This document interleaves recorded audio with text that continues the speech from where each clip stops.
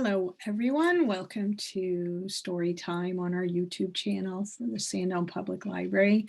This is our last Storytime for April. That's hard to believe. Soon it will be May, and we'll have another month of Storytime. Let's see. I'm going to switch cameras. We're going to read some books today about planting and seeds and gardens growing. Hopefully everybody got their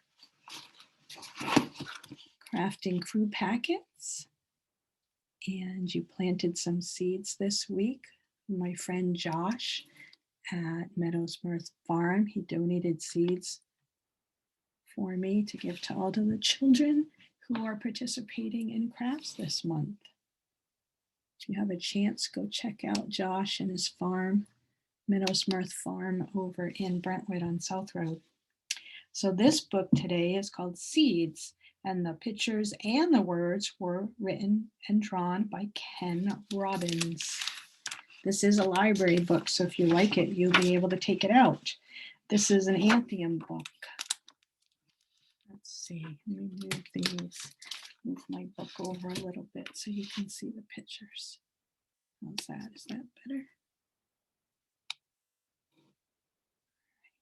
Sprouting wheat berries. What you need to know about seeds is that they sprout. There's energy in every seed, and inside each seed, another plant that wants to grow. These are wheat berries, seeds that I have kept moist in a jar, and after just a few days, look at what has happened. Seeds come in many sizes, many shapes. Every different sort of plant has a different sort of seed. Did you know that peas are a seed?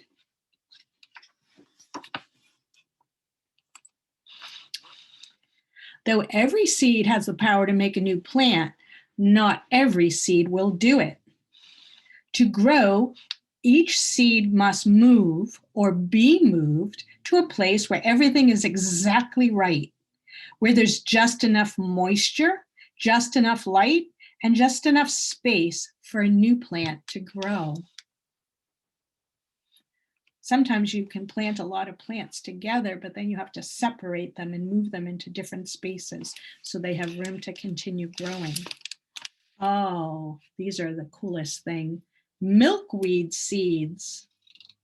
Other seeds wind up by chance in places where they are able to grow. When these seed pods mature, they burst open and all these little seeds come out, and they have sort of like a soft feathery attachment that helps them fly on the wind. These are cherries. From the seeds that farmers sow in the spring and summer come wonderful fruits. Delicious sweet plums and cherries, peaches and apricots, and many others. Those are plums. Those are my favorite. Inside every plum, every peach is a seed.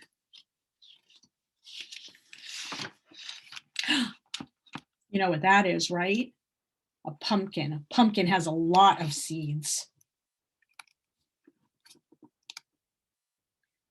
Watermelons have seeds. If you've ever had a watermelon late in the summer or carved up a jack-o'-lantern from a pumpkin in the fall, or cut into a slice of juicy red tomatoes, you will have seen fruits, but not just one, because there's lots of seeds inside them. Oh, this is a wheat berry. When you eat a sandwich, consider this. The bread is not much more than the seeds of the grass called wheat. I don't know if you can see all those little pieces at the end of the wheat. Those are actually all seeds. And if you take them apart, looks like this.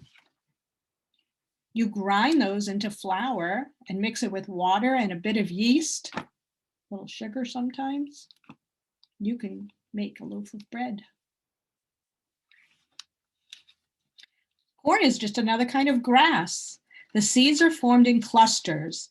The clusters, of course, are known as ears. The seeds are known as the kernels. Do you like to eat corn on the cob? Did you know that all those little dots in there, those are actually seeds?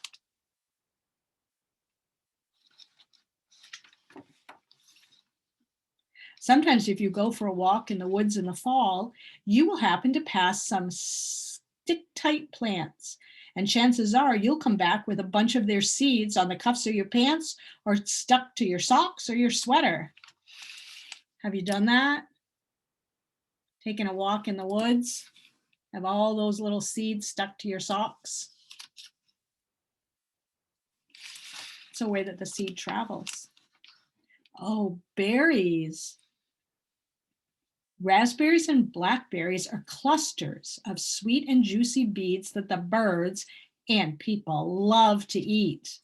Even when they're eaten, the seeds remain alive, and eventually they drop to the ground, often many miles from where they started, and the seeds take roots. The birds will eat the seeds, and you know everything you eat in your mouth comes out, right? Because you have to go to the bathroom. Well, the bird will fly, and then when he goes to the bathroom, the seeds will come out, and the seeds will grow in a different spot than they started with.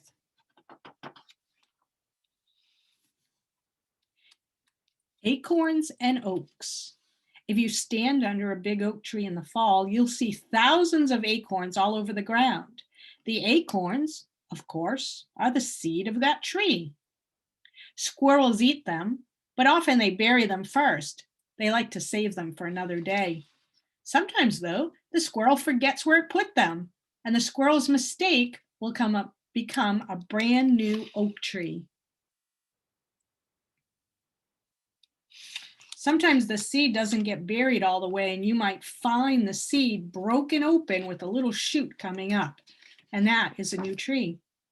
Oh, dandelions. Dandelions are fun, aren't they? When the yellow flower of a dandelion is dry, what's left are the seeds and a fluffy white ball. If there's wind, or if you blow the seeds, they float on the breeze, blowing away, and wherever they settle, you got it, they'll grow a new dandelion. Oh, maple trees. Maple trees have these really cool seeds. You'll see the seeds of the maple tree everywhere in the middle of the spring.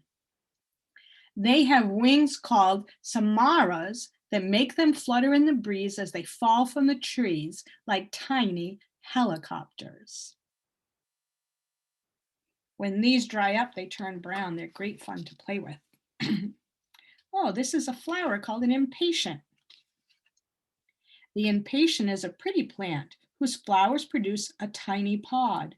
When the pod is ripe, at the slightest touch, the seeds go flying.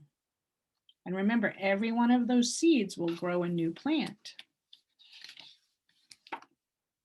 Oh, this is a lotus. A lotus is an interesting kind of plant because it grows in water. The lotus grows not in the ground, but in water. Its flower makes a sort of fruit, and the fruit produces seeds. The seeds dry up, fall off, and get carried away downstream. This is what it looks like when it's all dried up. And inside, you can see there's tiny seeds in it.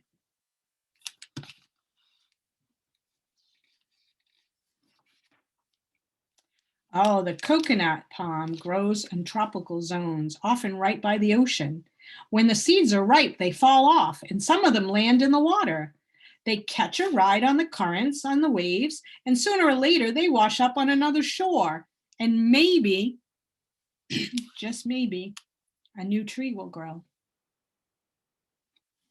Isn't it amazing how seeds get from one place to another? Do you know what this fruit is? We like to cut it up and eat it or put it in smoothies. The seed of an avocado is called a pit, and with it you can have some fun. Try this. Stick some toothpicks into the side and set it with a flat end down in a glass or a jar that is mostly filled with water. In a couple of weeks, The pit will start to crack and split. Some roots will stick out of the bottom, and a stem and a leaf will grow from the top. Now it's an avocado plant. Aren't seeds the most interesting thing? Remember, this is a library book. You can find it in the green section, which is our nature section. Here's a fun little book that we also have. All these books you can find under the nature at the library. What will grow? The words were written by Jennifer Ward and the illustrations are by Susie Gaharamani. That's a long name, isn't it? This is a Bloomsbury book. What will grow? Rolly, round, rain-soaked ground. What will grow? Do you know what that plant is? Those are peas. Did you watch the video to grow your greenhouse this week? I didn't grow flowers in my greenhouse. I grew peas. These are my pea shoots. I'm going to take them outside and put them in my garden.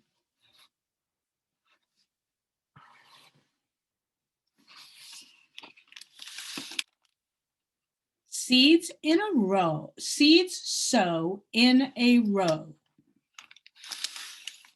What will grow? Can you tell what these are? What kind of plant they are? I like this book because it has extra pages.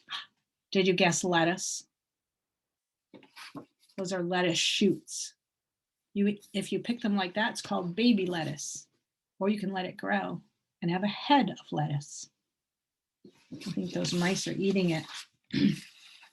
Oh, shiny brown, bumpy crown.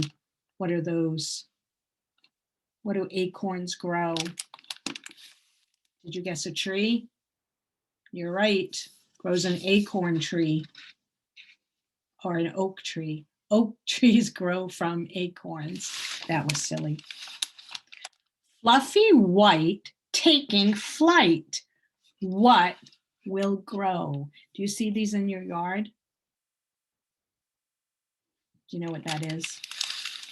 First, it looks like this, a yellow dandelion. It's one of the bees' first foods in the springtime. And when they dry out, they get white like that. And then we pick them and blow them, or the wind takes them. And look, attached is a, see it? Little bitty seed. When it lands, it will fall in the dirt, hopefully, and grow a new one. Very tiny, then so viney, what will grow? Can you tell what that is? It's kind of tricky, has little green circles growing on it. Oh, but then when I slide the page, little tomatoes, and look who's eating it, a fox. Do you like to eat tomatoes? Oh. The bird is eating it. Do you know what it is? Stripy black, crunchy snack. What will grow? Do you know what the birds like to eat? Sunflowers. Sunflower plants can get very, very tall. Goldfinch seems to like it. Soft, hairy on the prairie. What will grow? We actually have some of these around us too. They don't just grow in the prairie. These are milkweed seeds, and the monarch butterfly loves them. And when the seed pod dries out, it bursts open and all these little seeds come out. They have these long feathers that they're attached to, and the wind blows them around. Peck, peck, peck. It's a dark speck. Huh, wonder where all these little brown seeds are. Can you take a guess? Look at the picture. There's a hint in this picture. Apple trees.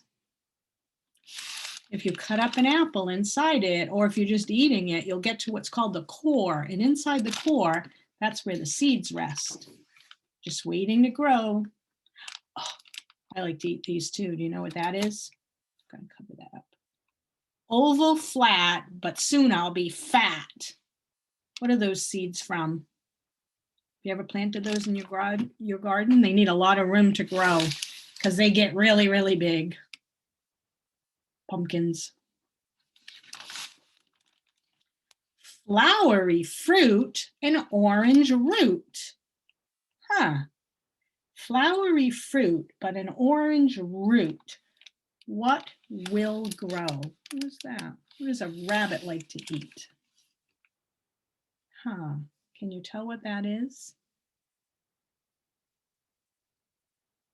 This fruit is interesting because instead of it growing up out of the ground, it goes down into the ground. Oh, my page is stuck together. What do rabbits like to eat? Carrots. The green part of the carrot grows on the top of the ground, and the orange part, the root, is what we like to eat.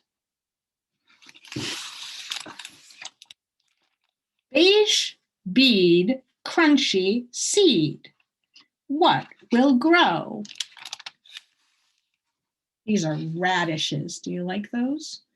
Sometimes I cut them up and put them in my salad. Oh, snug, tight, paper light. What will grow? Do you know what that is? Pine cone. What will a pine cone grow, do you suppose? Pine tree.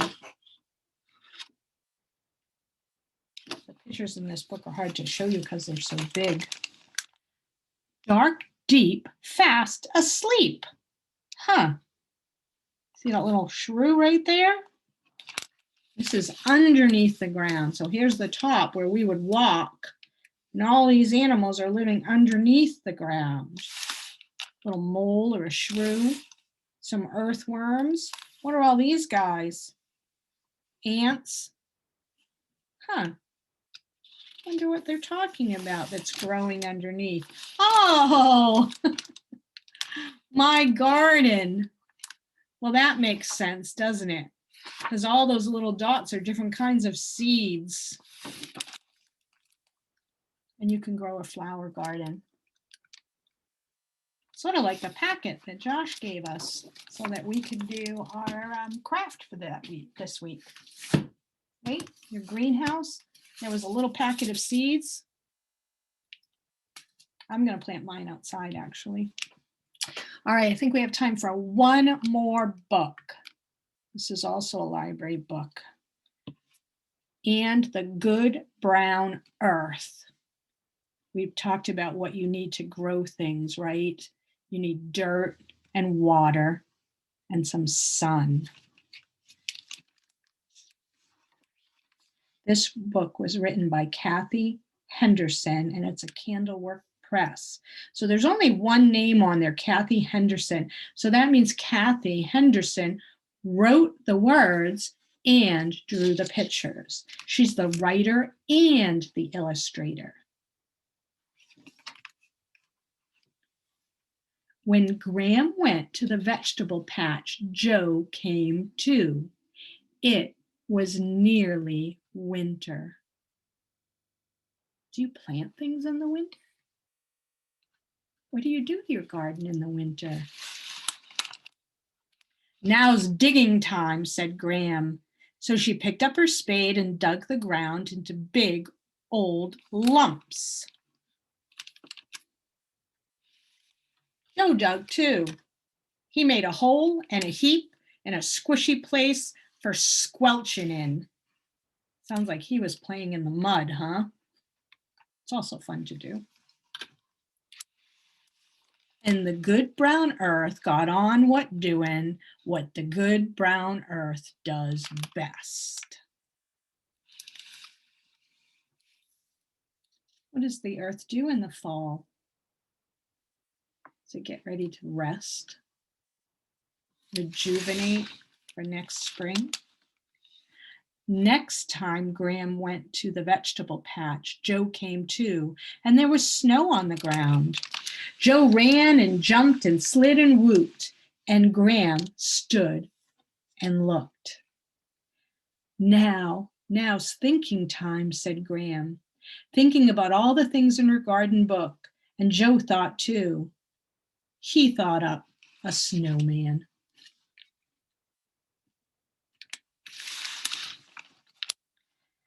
Next time Graham went to the vegetable patch, Joe came too, and there was spring in the air.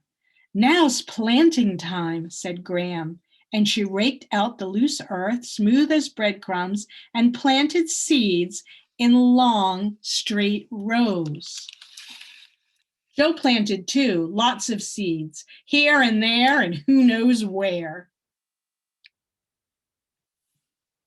I wonder what his garden will look like. And the good brown earth got on with doing what the good brown earth does best.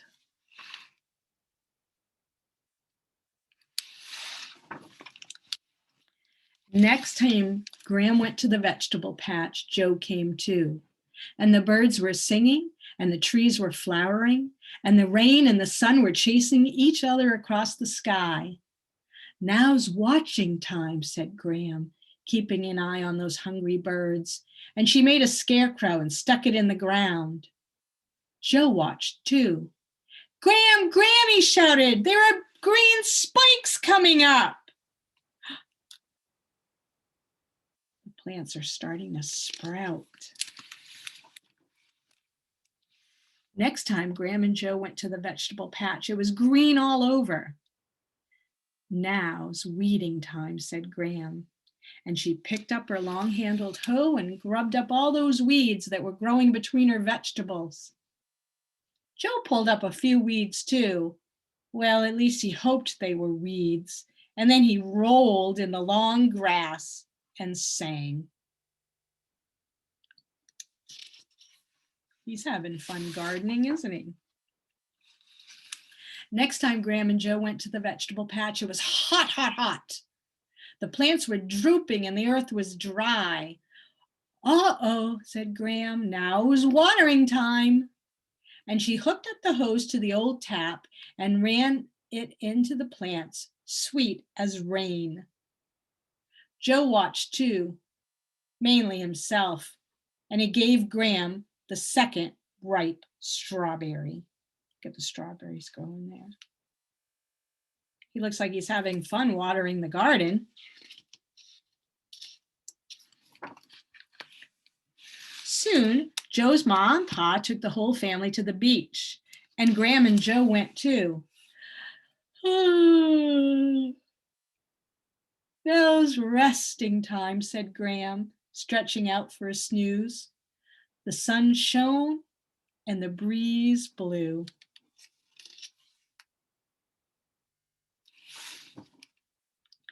And the good brown earth got on with doing what the good brown earth does best.